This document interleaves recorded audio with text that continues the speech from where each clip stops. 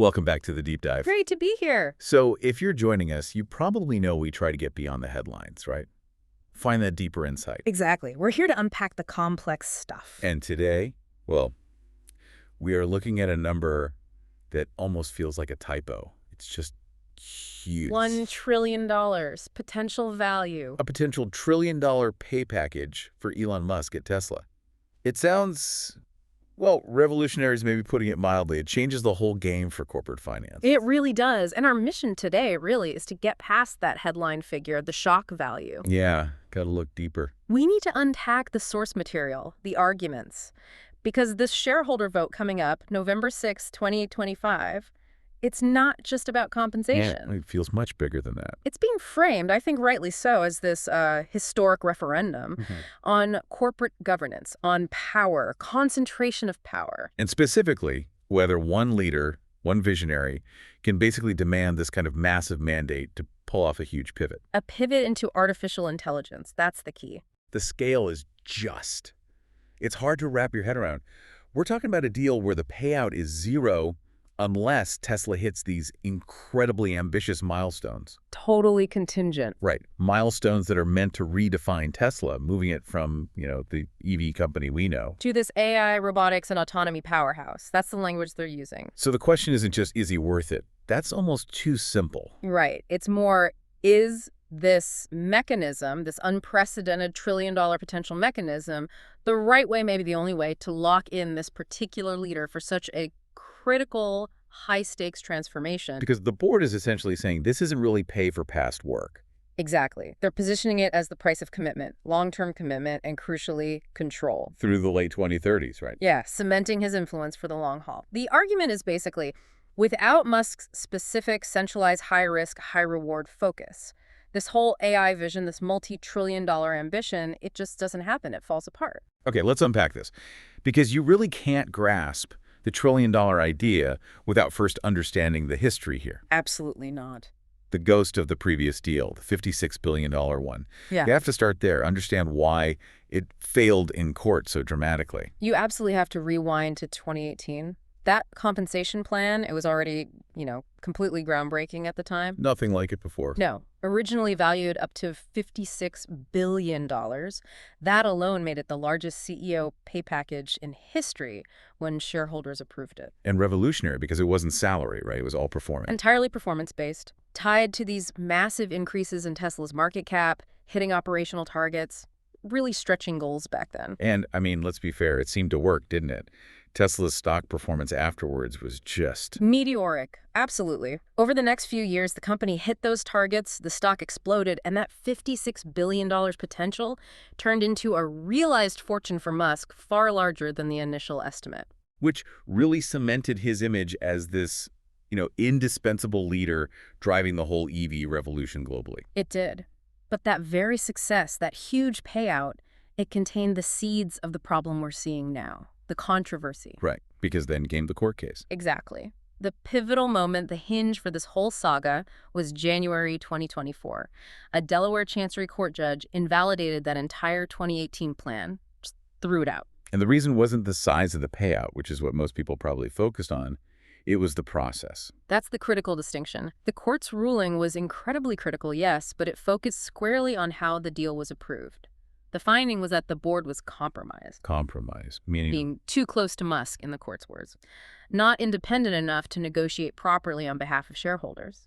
And for you listening, understanding this governance failure is absolutely key to understanding the current fight. Because it sets the stage for everything happening now. It does. Yeah. The court didn't just make a vague statement. It was a scathing 200-page opinion, really detailed. 200 pages? Wow. Yeah. It laid out what it saw as a fundamental breakdown of fiduciary duty. The compensation committee, the specific group on the board that's supposed to provide independent oversight on pay. They weren't independent. The court found they weren't truly independent in this process. Evidence showed they relied almost exclusively on advisors who were essentially picked by Musk's team, paid by his organization. So not exactly an arm's-length negotiation. Far from it. The court pointed to a lack of genuine adversarial negotiation. Did the board really push back? Did they model the true economic impact of these options properly? Or consider alternatives. Crucially, did they seriously consider a plan B? Or even ask, What would a truly independent CEO, maybe not Musk, need to be paid to try and achieve similar, maybe less astronomical, goals? The finding was basically no. So the core issue was process failure. The board acted more like a rubber stamp than a skeptical guardian of shareholder interests. Precisely. That's the heart of the governance scar we hear about now. It hangs over Tesla. It wasn't that the reward was too big, necessarily, but that the board failed in its duty to negotiate fairly for the shareholders. Exactly. They were criticized for being essentially derelict in that specific duty, not for being generous, but for not upholding their side of the bargain in the governance structure. And even when Tesla shareholders voted again mid-2024 to reapprove that 2018 package. The Delaware court didn't budge. By the end of 2024, the ruling stood. The judge basically said, look, a vote after the fact can't cure these deep procedural flaws from the initial approval. The process itself was broken. Which forced Tesla back to square one. Completely. They had to start over, which makes the next move even more, well, audacious. Yeah, this is the strategic paradox, right? You get slapped down by a court for governance failures on a $56 billion deal. And your response? Your response is come back with a proposal potentially worth 20 times that amount. $1 trillion. A potential $1 trillion deal, designed specifically to lock Musk in through the late 2030s. It's a massive gamble, politically and financially. It really is. They're betting the house again. But this time they've tried to structure it with these almost impossibly high-performance hurdles. The idea being that the sheer scale of the goals might justify the scale of the potential reward. That's the argument, and they're very careful with their language. Their core defense is, this isn't pay in the way you normally think about it. Okay, what is it then? They call it an alignment mechanism, a tool to ensure Musk's total undivided commitment to these incredibly difficult, high-risk, long-term AI ventures. Things like Optimus, full autonomy. Let's pause on that framing, though. Alignment mechanism. Is that genuinely what it is? Or is it, as the critics are already saying, just the board paying an enormous premium, maybe even executive blackmail, to stop him from walking away and tanking the stock? That's the multi-trillion-dollar question, isn't it? What's fascinating here is the exponential leap in potential value from $56 billion to a potential $1 trillion. It has to be justified by a perception of an equally exponential leap in the value creation needed. So the argument is, the 2018 goals were big, sure, scaling EVs globally. Yeah. Massive. Right. But the 2025 proposal, this new one, it's about something fundamentally different, transforming Tesla into this AI-first entity. Which they argue creates value much, much faster, exponentially faster. Yes. And requires executing multiple parallel moonshots all at once. Robotics with Optimus, full autonomy with FSD, the underlying compute infrastructure like Dojo. It's vastly more complex than just scaling car production. So they're saying the leadership required for that kind of transformation to even have a shot at an $8.5 trillion market cap. Yeah. It's so rare, so unique to Musk, that the price to secure it just isn't bound by normal corporate rules. That's the implicit argument, and they're actually using the court's previous rejection as justification in a way. How so? They're saying, look, the court wants alignment, wants performance linkage, fine, here's the ultimate alignment mechanism tied to the ultimate performance. They're demonstrating they have to act decisively to secure his mandate. But they chose the biggest possible tool to do it. The biggest hammer they could find, yes. And they tie it directly to fighting off short-term activists, the people Musk calls corporate terrorists. The argument being, if you want to protect this long-term risky AI mission from people who just want quarterly profits, then the only instrument powerful enough is a massive ownership stake for the leader, tied directly to hitting those ambitious mission goals. Control through potential wealth. Okay, let's get into the nuts and bolts then. If this is about exponential performance, what exactly does Musk have to achieve? What are the mechanics of this trillion-dollar mechanism? Right, the mechanics. First thing to stress, and it's crucial for their argument, this package is entirely risk. Zero guaranteed money. No salary, no cash bonus. Nothing like that. It's purely stock options, structured into 12 separate escalating tranches. Each tranche represents a block of options. Investing isn't automatic. There are hurdles. 2 hurdles for each of the 12 tranches, and they have to be cleared simultaneously. This is key. You need extreme market cap targets and equally demanding operational targets. One without the other gets you nothing for that tranche. Exactly. No partial credit. Both conditions must be met and sustained for a period.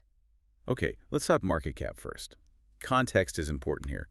Where is Tesla now? Right now, Tesla's market cap is hovering, roughly around the $1 trillion mark, give or take market fluctuations. So that's the starting line. Yes. And the payouts, the vesting of these options, only begin after Tesla has already grown significantly beyond that. The very first tranche requires a substantial jump. This is part of their argument to shareholders, right? Yeah. You only dilute your stake after your own investment has already seen huge gains. Precisely. The alignment argument again. The final targets to unlock the full potential trillion-dollar value require the market cap to reach about $8.5 trillion. $8.5 trillion. That's nearly an 8x increase from today's value. It's astronomical. Yeah. Just to put $8.5 trillion in perspective, that's more than the current combined market cap of Apple, Microsoft, and Google. Okay. So the market cap targets are immense. What about the operational side? Let's break down these 12 tranches, maybe group them. Good idea. We can think of them in 3 broad blocks of 4 tranches each, with the ambition escalating dramatically. Let's start with tranches 1 through 4. The first block. What's the focus here and the potential value? This initial block has a potential value, depending on the stock price when vested, somewhere in the range of $100 billion to $300 billion. The focus seems to be on achieving massive global scale in the core business, while proving the AI stuff can actually start generating revenue. Okay, specifics, market cap and operations. Market cap targets for these first 4 tranches start at $2 trillion and go up to $4 trillion. So double to quadruple the current size. Already huge. Huge. $4 trillion is roughly where, say, Amazon or Alphabet are valued today, maybe a bit more. So just hitting the top end of this first block makes Tesla one of the most valuable companies on Earth. And the operational goals tied to that. They are incredibly demanding. On the vehicle side, Tesla needs to ramp up production to between 5 and 10 million vehicles per year. 5 to 10 million. Current production is around 2 million, right? Roughly, yeah. Hitting 10 million cars a year means you're operating at the scale of the world's largest automakers today, like Toyota or Volkswagen. That requires unbelievable capital investment, new factories everywhere, mastering global supply chains on a whole new level. And that's just half the requirement for these first 4 tranches. Correct. The other half is proving the AI works commercially. This means successful, verifiable initial rollouts of robotaxis, actual autonomous ride-hailing, and achieving widespread adoption and utilization of full self-driving FSD features. So this block is about proving they can execute massive industrial scale and start the transition from selling hardware, the cars, to selling software and services. Exactly. Prove the foundation for the future. Okay, that sets the stage. 10 million vehicles a year is already mind-boggling. But then we get to the middle block, tranches 5 through 8. What's the shift here? The focus shifts much more firmly towards the non-vehicle integrated AI products. This is where Optimus really starts to feature. The potential value here scales up significantly, potentially between $300 billion and $600 billion. And the market cap needed. Market cap targets climb from $4 trillion up to $6 trillion. Again, unprecedented territory. Operationally, the vehicle production goals continue to rise, needing 10 to 15 million vehicles annually. 15 million cars. Just staggering. But what are the truly revolutionary goals in this middle block? It's the software and robotics metrics. This block requires achieving 5 million active FSD subscriptions. Think about that, 5 million users paying a recurring fee for autonomy features. That's a massive software business right there. Huge. And the other goal? The industrial deployment of 500,000 Optimus humanoid robots, 500,000. Okay, 500,000 Optimus robots deployed. This is a product that, we've seen prototypes, right? Highly publicized, but still very early stage. How can shareholders even begin to assess if that's realistic? That's exactly where the highest technical risk lies, but also the potential for the truly disruptive upside. The board is betting that Optimus isn't just a gimmick. They see it transforming industries. Completely. Logistics, manufacturing, warehousing, maybe even retail eventually. The idea is that Optimus, if it works, becomes a whole new industrial category, solving labor shortages, automating tasks humans do today. Hitting 500,000 deployed means Tesla has successfully created and scaled this multi-billion-dollar market from essentially nothing. And it fundamentally changes the valuation narrative. Absolutely. It moves beyond car sales multiples. You're now valuing a robotics and AI company. The FSD subscription target reinforces that too. It's about monetizing miles-driven and software services, platform economics. Right. Okay, that's the middle block. Then we get to the final act, tranches 9 through 12. This is where the potential $1 trillion figure comes into play. This is the peak. The final four tranches, unlocking the potential value between $600 billion and that ultimate $1 trillion figure, maybe even more depending on the stock price. This is the pure, unadulterated science fiction bet. And the market cap required. It scales all the way up to $8.5 trillion. 8.5 trillion. Yeah. If Tesla ever reaches an $8.5 trillion valuation, it would be, by an enormous margin, the most valuable company in human history. It would likely dwarf the combined value of the next few largest companies put together. It's almost impossible to conceptualize. What kind of operational reality has to exist to justify that kind of value? The operational targets are equally astronomical. They have to match that scale. This final block requires 15 to 20 million vehicles per year. 20 million cars a year. That's like building multiple Toyotas from scratch globally every year for a decade. Pretty much. And then 10 million active FSD subscriptions, doubling the previous target, generating absolutely massive, high-margin recurring revenue. And the robots. The target becomes 1 million robots or robotaxis deployed, 1 million Optimus units potentially working in factories, warehouses, maybe even homes, or 1 million fully autonomous vehicles providing transport services globally. If they deploy 1 million Optimus units, Tesla isn't a car company anymore. It's arguably the world's largest provider of automated labor. Fundamentally transforming the industrial backbone of economies, yeah. Yep. These aren't just corporate KPIs anymore. These are goals that operate on the scale of national industrial strategies, maybe even larger. The ambition is breathtaking. Now, with numbers this big, governance concerns are obviously paramount. What about safeguards?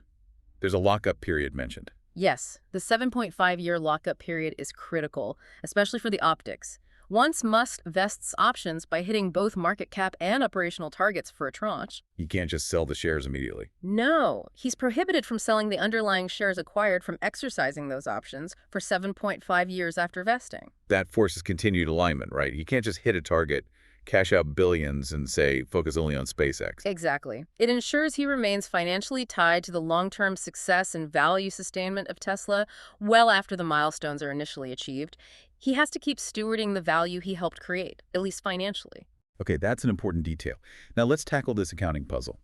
We're throwing around potential values up to $1 trillion, but the company says the actual accounting cost to them is much, much lower. Right. This is a huge point of confusion and, frankly, contention. The reported accounting cost to Tesla for this entire potential trillion-dollar package is estimated at only $2.3 billion. How does that work? $2.3 billion cost for a potential $1 trillion payout. It sounds like accounting magic. It's not magic, but it is complex options accounting. The $2.3 billion is the estimated fair value of the options at the time they are granted, calculated using models like Black-Scholes. Okay. These models consider factors like the current stock price, the exercise price of the options, which is set based on the price at grant, the stock's volatility, the time until the options expire, and prevailing interest rates. Crucially, they also factor in the probability of the options actually vesting. And because these operational hurdles are so incredibly high, the calculated probability of hitting them from an accounting perspective at the time of grant is relatively low. Therefore, the model assigns a lower fair value to these options today. That's the $2.3 billion expense the company books over the vesting period. So the company takes a $2.3 billion accounting hit spread over time, betting that this relatively small cost will incentivize the actions needed to potentially create trillions in new market value. That's precisely the argument. From the board's perspective, it's an amazing deal for shareholders. Risk a couple billion in accounting costs for a shot at an $8.5 trillion company. The trillion is the notional value Musk receives if the stock price explodes and all hurdles are met. It's not a guaranteed cost to the company today. But critics would say this low accounting cost deliberately downplays the massive potential dilution for existing shareholders if these options actually do vest down the line. Absolutely. That's the other side of the coin. While the accounting cost booked today is low, if these tranches vest, a huge number of new shares will be issued when Musk exercises the options. That dilutes the ownership stake of every existing shareholder, even if the overall pie is much bigger. Which brings us squarely to the issue that seems to underpin this whole proposal: control. If this deal fully vests, what does it mean for Musk's ownership and influence? This is perhaps the most critical piece for understanding the board's motivation. Musk currently owns around 13% of Tesla. If all 12 tranches of this proposed package were to vest, His ownership stake would jump significantly. yes, it would roughly double, bringing his ownership up to around 25%. And the board isn't shying away from this. They're almost campaigning on it. They are explicitly stating this is a necessary outcome. Their argument is that granting him this 25% voting power is essential to protect the company's long-term high-risk AI mission. Protected from whom? From what they, and Musk particularly, call corporate terrorists. Basically, activist investors who might push for short-term financial engineering, breaking up the company, or forcing a more conservative, less ambitious path. So the message is, the potential trillion isn't just a reward, it's the mechanism to buy enough voting control to ensure the AI roadmap, however risky, gets pursued without interference. That's the core strategic rationale being presented. Control is as much, if not more, the goal than the money itself. Okay, so let's dig deeper into that strategic rationale. The board, led by Chair Robin Denholm, is framing this very clearly. Yeah, her quote really sums it up. Less about pay, more about power. The entire argument rests on one core premise. Elon Musk is uniquely critical to achieving this AI future for Tesla. Irreplaceable, basically. That's the strong implication. And therefore, this package is presented as the only reliable way to secure his undivided attention and long-term commitment. And they're using the fear of loss quite actively, aren't they? Warning about what happens if he doesn't get this package. Very actively. The board materials and supporter arguments frequently mention the risk of an immediate significant stock drop if Musk were to reduce his involvement or leave. They estimate maybe a 10% to 15% immediate hit to the stock price. Which, at Tesla scale, is hundreds of billions of dollars in market value evaporating overnight. Exactly. A powerful deterrent argument for shareholders. But beyond the stock price, there's the talent argument. The brain drain risk. Arguably even more significant long-term. Musk acts as a magnet for a very specific type of engineer, the ones working on the absolute cutting edge of AI, robotics, supercomputing. The people building Dojo, developing the Optimus hardware and software, refining the AI algorithms for FSD. Those core teams, the board genuinely seems to believe that if Musk's commitment wavers, or if he shifts focus because he doesn't feel he has the mandate at Tesla, that top-tier talent walks out the door with them. Potentially crippling their ability to actually hit those multi-trillion-dollar AI targets in the compensation plan. It becomes a self-defeating prophecy, potentially. So securing Musk secures the talent needed for the mission. That's the rationale. And you have to admit, his track record lends some credibility to this indispensable leader narrative. It does. Look at the history since 2018, when the last major plan was approved. Tesla delivered something like over 2,000% growth in value. They completely upended the automotive industry, accelerated EV adoption globally. Redefined the energy storage market, too. He has a track record of achieving things most people thought were impossible. That history validates, for supporters, the idea that he is uniquely capable of pulling off the next, even bigger transformation. Which brings us to this business reset idea, the conscious effort to shift how the market values Tesla. Exactly. Moving beyond the valuation metrics of a traditional car company, the car multiple, towards something much higher, an AI multiple, a platform multiple, a robotics multiple. Because you simply don't get to an $8.5 trillion valuation by selling cars, even 20 million of them a year. No, you need high-margin, recurring revenue streams, platform dominance, and potentially creating entirely new markets. You need to be valued like a dominant tech platform, not just a manufacturer. Okay, let's spend some serious time on the three pillars they're building this new valuation story on, starting with the most futuristic, highest-risk one, Optimus. Optimus, the humanoid robot. This is the biggest departure, the biggest bet. The vision here is incredibly expansive. It's not just a factory robot. Not at all. The goal is for Optimus to be a general-purpose, autonomous robot capable of performing a wide range of tasks currently done by humans.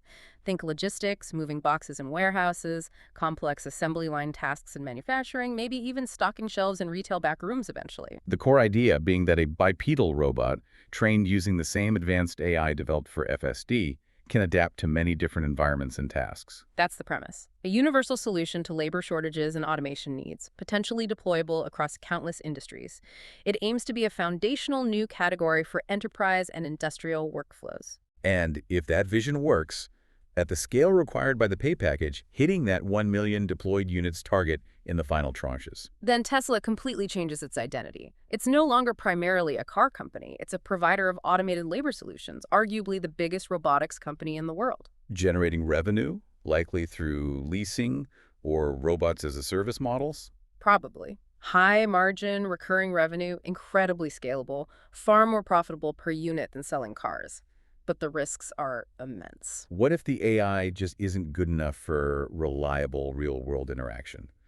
What if the hardware is too costly, too fragile? If any of those things happen, Optimus could remain a cool prototype, a niche product.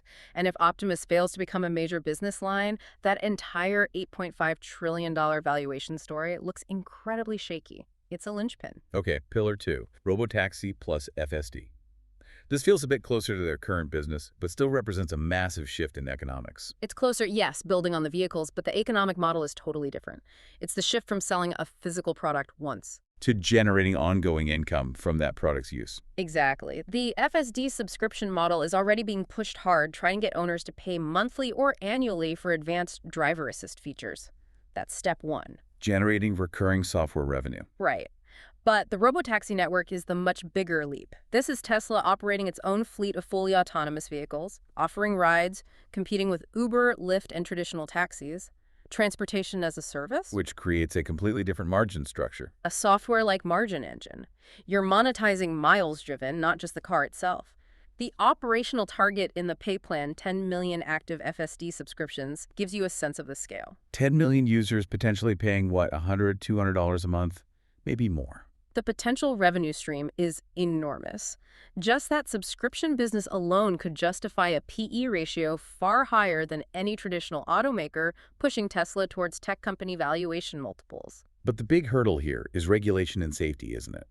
Achieving true level 4 or level 5 autonomy reliably, safely in complex urban environments. That's the billion-dollar, or rather trillion-dollar question. It's the problem that Waymo, Cruise, and many others have been working on for years and still haven't fully cracked at global scale. The pay package implicitly assumes Tesla will solve full autonomy, gain widespread regulatory approval, and operate safely. A massive assumption. Okay, and the third pillar, the one sort of enabling the other two, Dojo plus AI infrastructure. This is the engine room, the hidden but critical piece. Dojo is Tesla's custom-built supercomputer designed specifically for training the massive neural networks needed for FSD and, presumably, Optimus. So it's the computing backbone. Exactly. It's the infrastructure that processes the immense amount of data coming from Tesla's fleet of vehicles, learns from it, and generates improved AI models. The board argues this integrated approach is a unique advantage. A feedback loop. A tight feedback loop. Real-world driving data from millions of FSD-equipped cars feeds Dojo. Dojo trains better AI models. Those improved models get deployed back to the cars and potentially power Optimus. Optimus, in turn, operating in the physical world, generates new types of data to feed back into Dojo. And the argument is you can't break this cycle. You need one leader overseeing all parts, the cars, the robots, the AI training infrastructure. That's the core systems thinking argument. Separating these components or losing the architect who designed and oversees the integration would cripple the whole AI stack, significantly reducing the chance of hitting those multi-trillion-dollar goals. Which brings us back to the supporters' view. People who look at this structure and see perfect alignment. Right. We have investors like Gavin Baker who put it very simply. He frames it as a clear win-win. His argument being, Musk only gets paid after shareholders have already seen enormous returns. He used a figure like 900% plus returns for shareholders first, before Musk sees a dime from these options. so you, the investor, get rich first. Then the CEO gets his reward. It sounds compelling from that perspective. It is, and that's the intended genius of a purely performance-based structure like this. It forces the CEO to focus relentlessly on activities that generate exponential value for the owners of the company, not just incremental improvements. It avoids rewarding mediocrity. Exactly. You don't get billions for just keeping the lights on. You only get it for achieving the near impossible. And then you have someone like Cathie Wood from ARK Invest who takes an even broader view. Yeah, she's famously bullish on Tesla and Musk. Her perspective often emphasizes the bigger picture, framing Musk as perhaps the most productive human being on Earth, focusing on technologies critical for humanity's future. Things like AI, sustainable energy, automation. Right. From her viewpoint, the work Tesla is doing under Musk in these areas is so vital for the next technological leap that arguing about the specifics of his compensation almost misses the forest for the trees. The priority is ensuring this work happens. So if we connect this to the bigger picture, the argument boils down to Musk being an irreplaceable factor of production for generating world-changing innovation. Essentially, yes. The potential value creation, if they actually succeed in becoming this $8.5 trillion aerobotics energy powerhouse, is so staggeringly vast Yeah. that securing the one person believed capable of leading that effort, even with a potentially trillion-dollar incentive, is just a rational, albeit enormous business expense. That's the bull case. It's presented as an asymmetrical bet for shareholders. If Musk fails to hit the targets, the company only incurs the relatively small $2.3 billion accounting cost over time. No options vest, no massive payout. But if he succeeds, If he succeeds, shareholders potentially see their investments multiply many times over, potentially creating trillions in new wealth. And Musk gets his share, his percentage of that massive value creation he drove. It's a powerful narrative, but the sheer scale, the demand for control, inevitably triggers strong opposition. People who argue that even if the returns are astronomical, corporate accountability and governance principles cannot and should not be bought at any price. and that's where the governance scar really comes back to bite. Okay, let's switch gears now and really dig into the opposition's case. For the critics, the institutional investors, the governance watchdogs, what's the fundamental problem here? Well, the first and most blindingly obvious issue is just the sheer unprecedented scale. The word unprecedented gets thrown around a lot, but here it genuinely applies. There's simply no historical comparison. None. No CEO anywhere, anytime has ever received a compensation package with a potential value approaching $1 trillion. Not even close. Let's put some numbers around that because the context really matters here. We mentioned the 2018 deal was already a record. At $56 billion potential value, yes. That blew away previous records. Now, compare that to other leaders of massive, successful companies today. Like Apple? Right. Apple's Tim Cook runs arguably the most successful company on the planet, a multi-trillion-dollar behemoth. His typical annual compensation package is around $94 million, maybe $100 million in a great year. 94 million versus a potential trillion. It's not even in the same universe. Or look at other examples of very large performance-heavy CEO packages. Maybe Rick Smith at Axon, the Taser company, heavily involved in tech and AI now. His long-term plan had a potential value around $250 million. Again, huge, controversial in its own right. But still, orders of magnitude smaller than what's proposed for Musk. Orders and orders of magnitude. We're leaping from the tens or maybe low hundreds of millions straight to a potential trillion, 1,000 billion. It breaks any conceivable scale of executive compensation. And critics immediately point out, look, other visionary tech founders face similar issues of wanting to maintain control over their company's long-term mission. And they solved it differently, more cleanly, critics argue, through governance structures, not pay packages. Think about Jeff Bezos when he led Amazon, or Mark Zuckerberg at Meta, or the founders of Google Alphabet. They use dual-class shares, right? Exactly. Dual-class share structures. This is the standard playbook. Founders get special shares, often Class B, that carry significantly more votes per share, maybe 10 votes or 20 votes, compared to the 1 vote per share for the Class A shares sold to the public. Which means they can retain majority voting control, or at least significant blocking power, even if their actual economic ownership percentage drops below 50% over time. Precisely. It allows the founder visionary to steer the ship, protect the long-term vision from short-term market pressures, without needing an astronomically large personal economic stake derived from a pay package. So for critics, the Tesla proposal is fundamentally flawed in its design. It's trying to achieve control by bundling it with this enormous potential wealth transfer. Instead of using a dedicated governance tool like dual-class shares, they see it as buying control through massive dilution and pay, which they view as poor corporate governance. And the sheer economic concentration, if this package fully vests, it raises broader societal questions, doesn't it? And it absolutely does. If Musk were to achieve all the milestones and the stock price performed as envisioned, his personal holdings in Tesla alone could conceivably be worth over $2 trillion. $2 trillion. Yeah. Held by one person, largely from one company stake. That level of wealth concentration is staggering. It starts to rival the entire annual economic output, the GDP, of major industrialized nations. Think South Korea, Canada, Australia. When one individual's wealth approaches the scale of national economies. Critics argue you've created more than just a corporate governance issue. It becomes a societal issue, a political issue, a concentration of economic power that could be destabilizing, regardless of how much value shareholders saw along the way. The optics are just terrible in an era focused on inequality. Okay, let's get specific on the arguments from the key opposition groups, starting with the big institutional investors like the California Public Employees Retirement System, CalPERS. They're planning to vote no. Their primary argument focuses on excessive size and dilution. CalPERS is hugely influential, managing pensions for millions. They've publicly called the proposal an absurd escalation. Even though it's performance contingent. Yes, because even if contingent, the sheer number of options involved represents a massive potential dilution for all existing shareholders down the road. Every share owned by CalPERS pensioners, by you if you own Tesla stock, becomes a smaller percentage of the total if these options vest.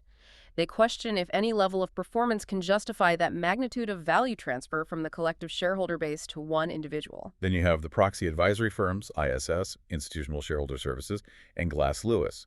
Their recommendations heavily influence how big mutual funds and pension funds vote.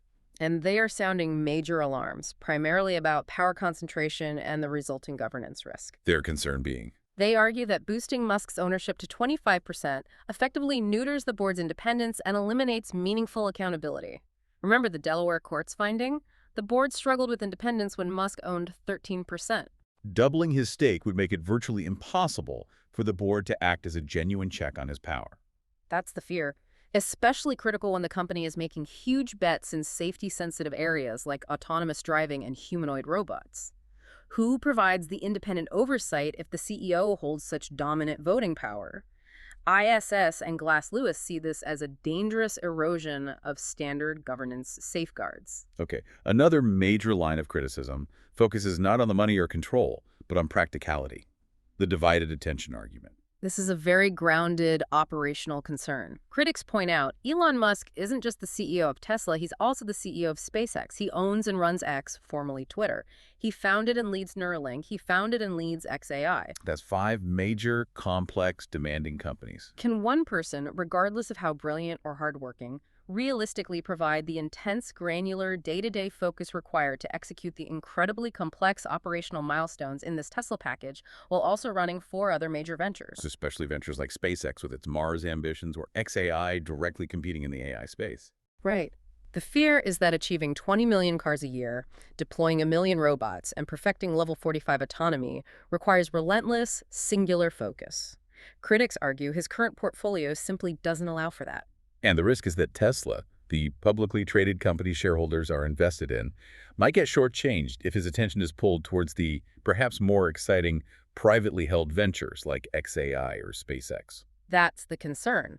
There have been anecdotal reports mentioned in the source material suggesting that periods of intense focus by Musk on, say, the X acquisition or a major SpaceX launch have sometimes coincided with perceived leadership gaps or execution hiccups at Tesla. The opposition argues a $1 trillion potential payout should buy undivided leadership for Tesla shareholders. And finally, there's the optics around Musk's own statements. He's suggested he needs a certain level of control at Tesla to pursue AI, implying he might build it elsewhere if he doesn't get it. The blackmail narrative. Critics tend to dismiss this threat or at least view it skeptically. They see it as leverage, a negotiation tactic. Why dismiss it? Because Musk's existing wealth is already so overwhelmingly tied to Tesla stock, his personal identity is inextricably linked to the company he built into a global phenomenon. The idea that he would truly walk away and abandon Tesla to build a competing AI venture from scratch elsewhere, it seems highly improbable to many critics. So they see framing the package as necessary to keep him as leveraging his undeniable importance for maximum personal gain. Exactly, using his irreplaceable status to justify an otherwise unjustifiable demand, in their view. Here's where it gets really interesting, because all these specific objections, the size, the dilution, the power concentration, the divided attention, the optics, they all seem to feed back into this concept of the governance scar. They absolutely do. The idea that even if the deal is technically structured around performance, the sheer act of proposing something this enormous, especially after the previous governance failure, creates a lasting problem for Tesla. A huge reputational and potentially legal liability. It signals to governance experts and courts a board that might still be overly deferential, prioritizing the CEO's desires over shareholder protection and sound process. So, regardless of the vote outcome, Tesla faces heightened scrutiny. More lawsuits. Almost certainly. The proposal reopens all the uncomfortable questions the Delaware court raised about board independence and fiduciary duty. Proposing a trillion-dollar package looks, to critics, like doubling down on the previous governance failures, not learning from them. And this brings us to the fundamental design flaw again.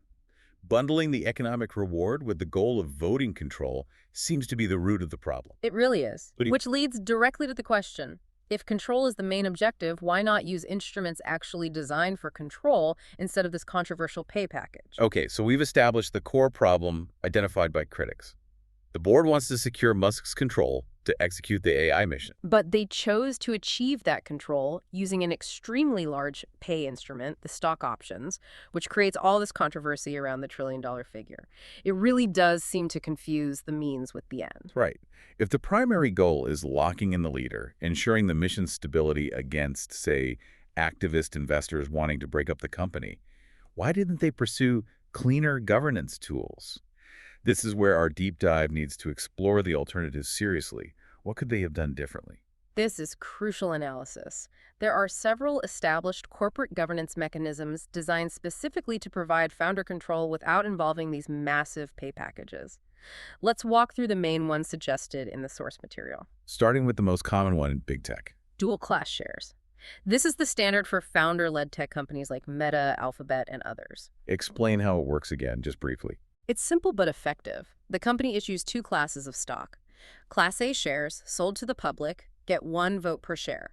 Class B shares, typically held by the founder and insiders, get multiple votes per share, often 10, sometimes 20, or even more. So the founder can own, say, only 15–20% of the economic value of the company, but still control 51% or more of the voting power. Exactly. It surgically separates economic ownership from voting control.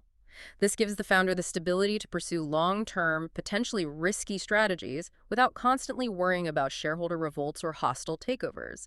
Zuckerberg runs Meta this way. The Google founders ran Alphabet this way for years. It seems like the obvious solution.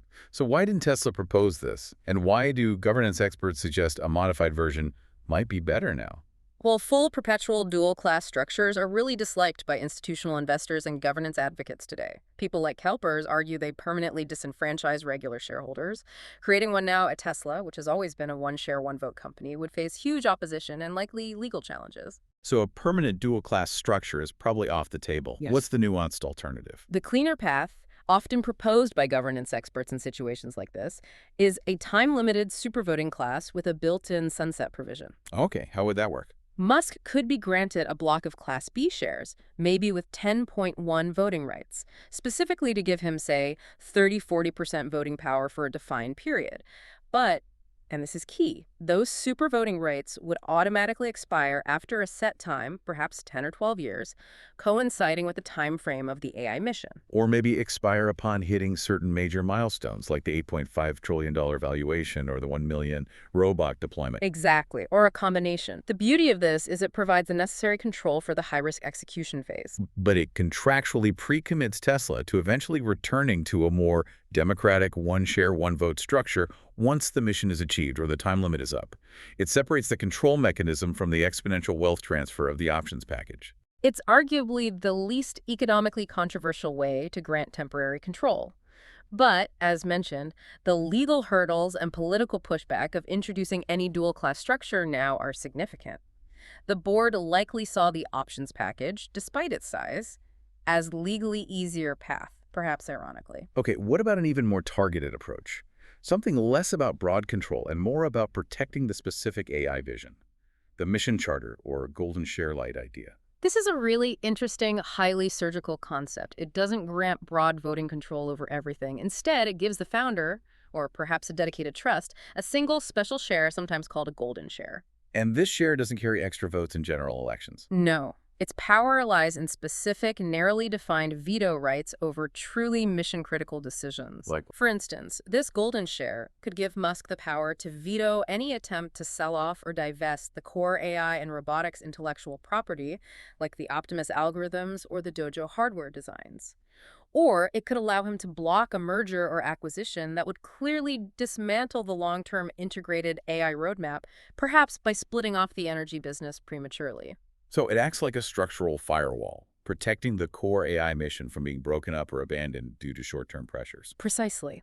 It provides surgical control exactly where the board claims it's needed, safeguarding the future of AI and robotics within Tesla without giving Musk broad entrenchment power over day-to-day governance, like board appointments or ordinary spending decisions. It directly addresses the corporate terrorist argument without the trillion-dollar price tag. It does. It says, we trust your vision on AI. Here's the power to protect that specific mission, but general corporate governance remains more balanced. The main drawback. Any form of veto right is often disliked by institutional investors who see it as fundamentally anti-democratic, even if narrowly scoped. Right. Another potential route involves leveraging existing shareholders, the voting trust, or irrevocable proxy agreements. How could that work? This approach avoids creating new share classes or special rights altogether. Instead, it relies on organizing supportive, long-term shareholders, maybe big institutions, maybe loyal individual investors, perhaps even Musk's own allies. Then they would. They would legally agree to grant Musk the voting authority for their shares for a defined period. This could be done through an irrevocable proxy or by placing their shares into a formal voting trust controlled by Musk or his designee. So Musk wouldn't own the shares economically, but he would control how they are voted. Exactly. If enough friendly shareholders holding, say, an additional 15–20% of Tesla stock agreed to this, Musk could effectively boost his voting control well above his personal 13% stake, perhaps reaching 30% or more, without Tesla issuing any new shares or options and without any direct compensation costs. That sounds quite elegant on the surface. No dilution, no massive pay package. What's the catch? The main risks are fragility and transparency. These arrangements depend entirely on the ongoing commitment of the participating investors. What happens if a big fund in the trust decides to sell its Tesla position? What if market sentiment turns sour? These agreements can be complex to set up and administer, and they might unravel precisely when control is needed most. Plus, proxy advisors might argue that such concentrated, potentially opaque voting power, even if non-compensatory, still isn't ideal governance. Okay, another structural alternative mentioned is actually splitting the company, the AI robotics spin-offs idea. This is a more radical approach. It involves legally separating the riskiest, most futuristic parts of the business, say, Optimus and the core AI development team, including Dojo, into a new, distinct entity. Let's call it Tesla Intelligence for argument's sake. And Musk would control this new entity. Yes, the structure could be set up so that Musk holds a majority controlling stake, maybe 51% or more, in Tesla Intelligence. The original Tesla, the car and energy company, would retain a significant minority equity stake, perhaps receive royalties for the tech, and potentially have exclusive rights to use the AI for its automotive applications. What's the appeal of this? It allows Musk to run the high-risk, high-reward AI and robotics moonshots with fewer public company governance constraints. He gets the direct control he seems to crave over those specific projects. Simultaneously, it potentially de-risks the core Tesla EV and energy business for its shareholders by separating out the massive technical and financial gamble of Optimus. But what's the major downside for current Tesla shareholders? Value fragmentation. This is the big one. If you spin out the most exciting, highest growth potential parts of the company, the AI and robotics, into a separate entity largely controlled by Musk, what's left behind at the original Tesla? Mostly the lower margin car manufacturing and energy business. The market would likely assign a much lower valuation multiple to old Tesla, potentially destroying significant shareholder value. It completely undermines the board's narrative of achieving an $8.5 trillion unified valuation. Right. It achieves control from Musk, but potentially at the expense of the existing public shareholders' upside. Okay, one final alternative brings us back to performance linkage, but strips out the money. Performance-based control, not pay. This is a fascinating twist. Instead of granting stock options that translate into wealth and voting power upon hitting milestones, You grant only the voting power itself, contingent on performance. Exactly. Musk wouldn't receive economic rewards directly through this mechanism. Instead, he would be granted blocks of additional voting rights, perhaps via temporary supervoting shares, as discussed earlier, that only vest upon achieving specific, verifiable technical and safety milestones. Give me an example. Okay, maybe he vests an extra 1% block of voting rights only after Tesla achieves certified level 4 autonomy approval in, say, 5 major global markets. Or another 2% blockfests only after the first 100,000 Optimus robots are deployed in real-world industrial use and maintain a specific, independently verified safety record for a year. So the increase in his control is directly justified by demonstrated technical capability and safety performance, not just by the stock price going up, which could happen for unrelated reasons. Precisely. It offers a much cleaner, more accountable link between demonstrated achievement in these critical areas and the granting of additional influence. It forces focus on the operational and safety metrics that truly matter for the AI mission. Why might the board have rejected this? It seems quite rational. While it grants control based on performance, it crucially lacks the massive economic incentive. The board's argument relies heavily on needing the unparalleled financial reward to ensure Musk's retention and focus to prevent him from prioritizing XAI or SpaceX, where he might see greater personal upside otherwise. This performance-based control model doesn't address that retention through wealth argument. So this whole analysis really underscores the board's deliberate choice. They had multiple tools, multiple paths to secure control more surgically, with far less economic controversy. Absolutely. Dual class with the sunset, golden shares, even performance-based voting rights. But they chose the structure that bundles control with the largest potential pay package in history. It seems they judged that the performance-tied options package, despite the headline risk, was paradoxically the most legally defensible approach in the wake of the Delaware court ruling. The court demanded a strong link between pay and performance shareholder value. By tying the options to extreme market cap and operational goals, they could argue they were directly responding to that critique. But in doing so, by trying to satisfy the court's performance linkage requirement with such an extreme instrument, They created the maximum possible reputational risk and public outcry due to the sheer scale of the potential $1 trillion payout. It's a profound strategic dilemma. given how controversial this proposal is, and the high likelihood of facing challenges even if it passes, surely there are ways the board could try to modify it, right? To de-risk it, make it more palatable, maybe increase its chances of passing without quite so much backlash. Yes, absolutely. Governance experts and even some institutional investors have suggested several structural tweaks that could potentially mitigate the worst aspects while still achieving the board's core goal of alignment and retention. Okay, what's the single biggest change they could make to address the public outcry? Without a doubt, it's tackling the headline number. They need to cap the notional value. That $1 trillion figure is just toxic from an optics perspective. So instead of unlimited upside based on stock price, set a maximum potential value. Exactly. Modify the plan so there's a hard value cap. For example, maybe the total potential value realized by Musk from this package cannot exceed, say, $500 billion or $750 billion or whatever number they deem still incredibly motivating but less egregious. How would that work mechanically? The number of options granted in each tranche could be designed to automatically adjust downwards if, at the time of vesting, the calculated notional value, based on the current stock price, would exceed the preset cap. This retains the massive incentive but removes the inflammatory unlimited trillion headline. Okay, that addresses the optics. What about making the vesting itself feel more earned, less tied to potentially volatile market swings? This gets to the idea of milestone purity. The vesting criteria need to be reweighted to depend more heavily on the verifiable operational and safety milestones and rely somewhat less on just the market cap targets. But for example, those final tranches absolutely must require proof of safe, widespread Level 4 autonomy deployment or validated large-scale Optimus utility. Yes. Make those technical achievements the primary gate for vesting, with market cap being a necessary but perhaps secondary condition. This reduces the risk that options vest purely due to, say, a temporary market bubble or general EV sector hype, rather than genuine, unique Tesla execution on the AI front. It ensures the reward is more clearly tied to the specific, difficult technical mission. That makes sense. Now, thinking back to the Delaware court's concerns about accountability, especially with AI and robots, what needs to be added? Explicit clawbacks and safety gates. This is non-negotiable for rebuilding trust. The package absolutely must include clear, strong clawback provisions. Meaning Musk could forfeit options even after they've technically vested. Forfeit vested but unexercised options, yes. These clawbacks should be triggered by specific negative events. For example, if significant safety violations related to FSD or Optimus lead to major regulatory sanctions or recalls, or if there are proven data integrity failures like fudging the numbers on FSD disengagements, or even material misstatements about operational progress. So the message is, you only get to keep this massive reward if the company operates with integrity and prioritizes safety. Precisely. It ensures that achieving the milestones isn't done by cutting corners on safety or ethics. It directly addresses the concern that extreme incentives might lead to reckless behavior. What about the perception issue?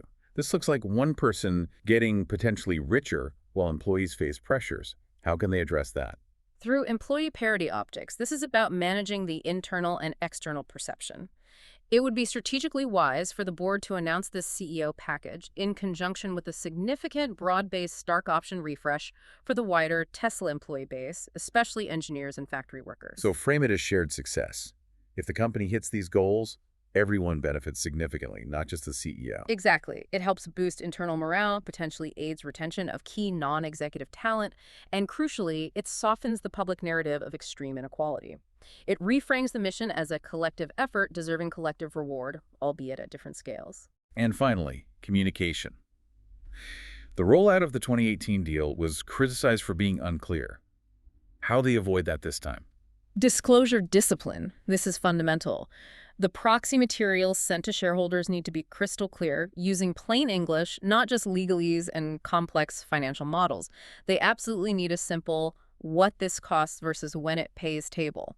Breaking down what exactly? The strike price of the options, the exact potential share dilution at each of the 12 tranches, the full details of the lockup rules, the specific operational and safety gates, the clawback conditions, and importantly, a realistic estimate of the massive capital expenditures Tesla will need to even attempt to hit these operational targets.